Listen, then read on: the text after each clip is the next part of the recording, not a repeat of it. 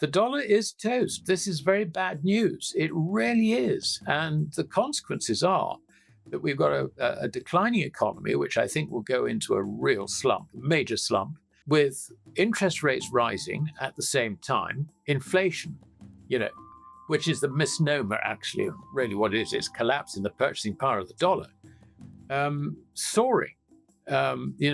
This is, it's not just a question of stagflation. This is the nastiest combination, really, of an economic and fiat currency collapse. It's the end of the fiat currency era. That's really what we're staring at. And if you look at the US, the expansion of credit has been very much into puffing up financial assets.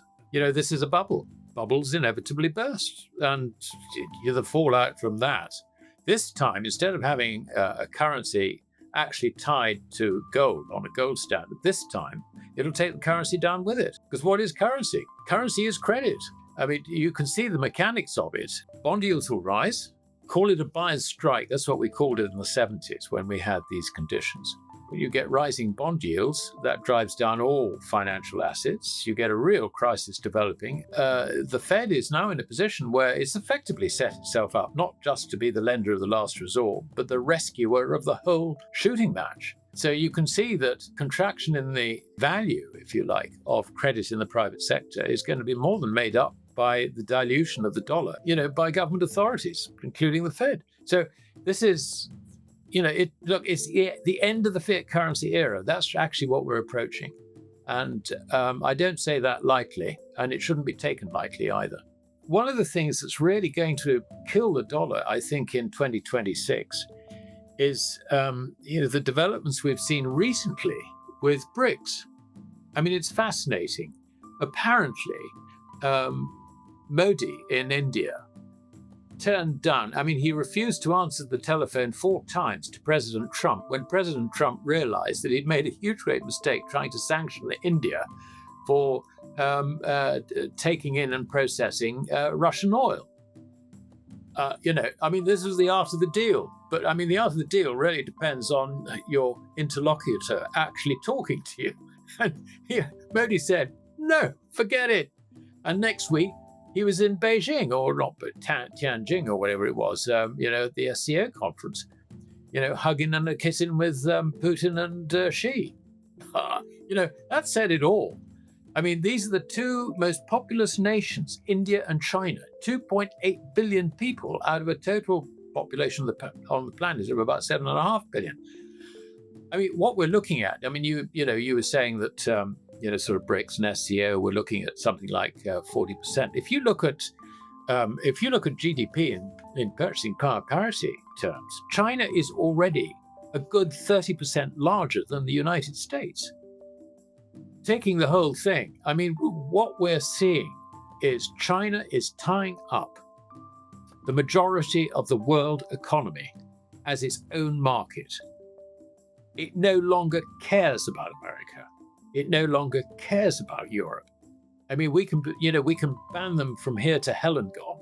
It's not going to change anything. And the one piece in the jigsaw which is yet to really be put in place is the one which we can now see developing, and that is a yuan which doesn't share the fate of the dollar, the euro, sterling, and the yen. The yuan will go on a back. The way it's going, you can see quite clearly that they're modeling a new gold-backed currency based on the way in which Bretton Woods worked. In other words, it won't be for individuals, if you like, to exchange yuan for gold. It'll be at the government level, and it'll be international trade related. Exactly what we had under the Bretton Woods system. This is Bretton Woods Mark II. You can see it. It's there. Now, what does that do to the dollar? It kills it. Because you've got the majority of the world, both in terms of population and GDP, no longer needing the dollar. And so, you've got $40 trillion of financial assets. You have got, according to the Bank of International Settlements, a further 80 trillion tied up, if you like, as part of the foreign exchange markets. On top of that, you've got the euro-dollar market, in other words, offshore dollars, which are a further 10 trillion. So you've got what? About $130 trillion seeking a home. Where does it go? It goes back to America, doesn't it? It gets sold. It's redundant. That's going to collapse the dollar. You collapse the dollar, what do you do to us? You collapse us as well. And the Eurozone, God bless them. And also the yen. I mean, this is the challenge. Dealing with this is the challenge in 2026. And markets are blissfully unaware of it. I mean, we're still, momentum chasing Nvidia and Bitcoin and all the rest of it. I mean, it's crazy. People are asleep. Wake up.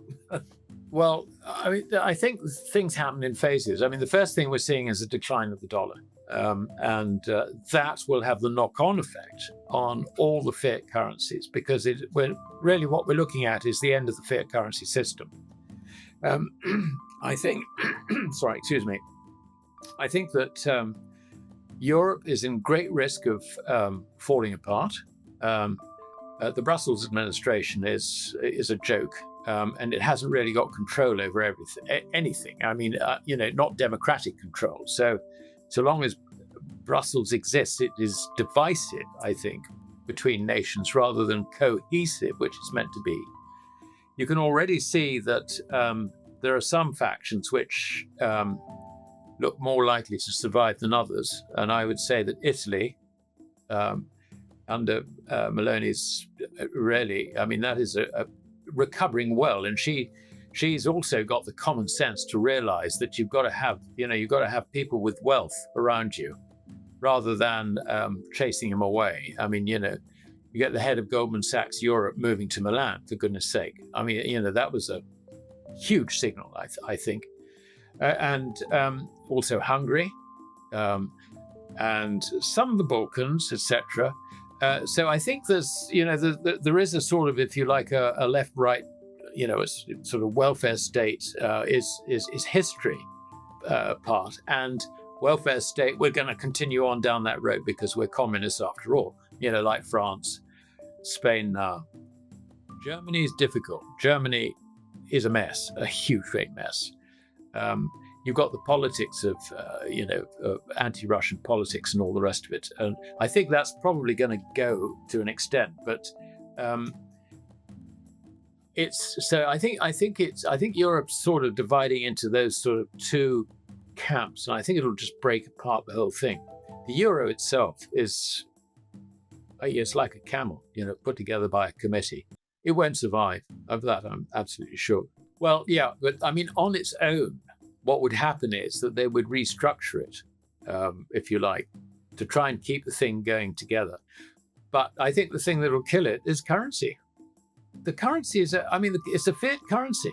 Okay, we know that the central banks, France, Germany, Italy, are three of the biggest holders of gold in central banks.